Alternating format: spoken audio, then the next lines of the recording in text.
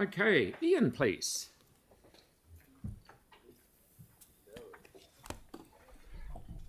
Good morning, Mayor, councillors. My name is Ian Ebbs. I'm from a group called Swish, that is the Southwest Sports and Recreation Hub Incorporated. We were developed to encourage and support all forms of community-based sport and recreation. We currently have more than 10 member clubs, all of whom are growing and have a total of over 4,000 members in Hornby, Hillmorton, Hoonhay, Wigram and Hallswell. Today, I'd like to just talk about two aspects of the LTP. The first is events. I would encourage you to increase event bid funding. This is something for our Tamariki to aspire to, whether that be music, arts or sport. It encourages them to be active, to try a new skill. There'll be related spending in Christchurch to boost the local economy and will promote a feel-good factor for the city and promote Christchurch on the national and global stage. The second of my focus today is the Sports Network Plan. I imagine you will have seen a lot of support for the Sports Network Plan from the public submissions, as we hear it from clubs and from families all the time that the fields need to be better. From all sports, my comment to you today is to please look at accelerating the funding of that Sports Network Plan, bringing it earlier in your timescale as it is needed now, especially in the Southwest where housing development keeps growing, the number of people using our limited sports fields. We hear from clubs that they lack usable fields, especially in winter and with sufficient lighting. Poor quality fields are a health and safety issue, whilst artificial pitches increase the number of people these fields can cope with and are a safe, reliable surface. The current poor conditions of fields cause midweek cancellations designed to protect those grounds from weekend use, but this means Tamarikian adults are missing out on countless hours of activity every week, even if the weekend games go ahead, which often is not the case. The grounds are substandard for their activity. Well-lit turfs would be a game changer for youth sport and activity. Often volunteer coaches can't run sessions until after they finish work at 5 o'clock, but then it is getting dark by 5:30, reducing the time these kids can be active during the week.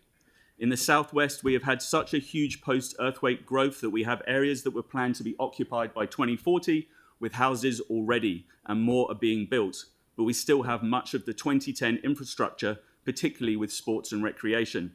With such big developments in our areas, I urge you to use the developers' contributions that the council collects from all these new builds to improve the sports and recreation infrastructure in the southwest of Christchurch and to support the sports field network in the LTP. Thank you for your time. Good on you. Now, and we have time for questions. We'll do Andre first and then Yannick, please.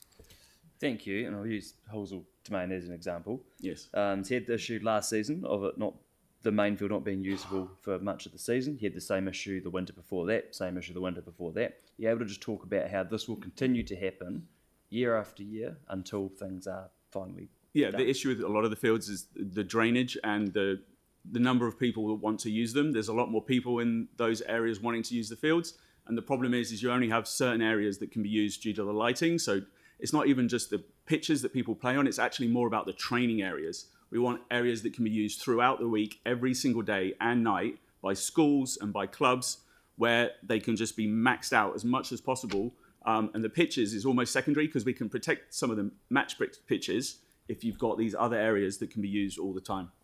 Takes the pressure off the other ones. Exactly. Yeah. Yannick, please. Oh yeah, thank you.